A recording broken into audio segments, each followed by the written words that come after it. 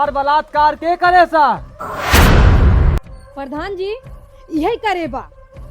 कब अनहरा तय करे है? अरे प्रधान जी हम तो आन्हर हवाई के है तो हूँ आन्हर है या का? कबे मतलब?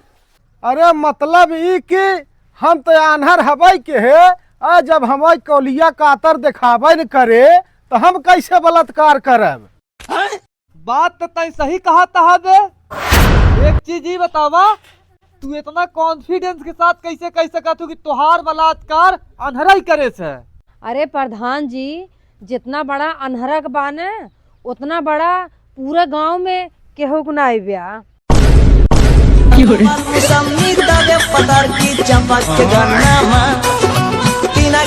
दिन कर पदर की चपक के गन्ना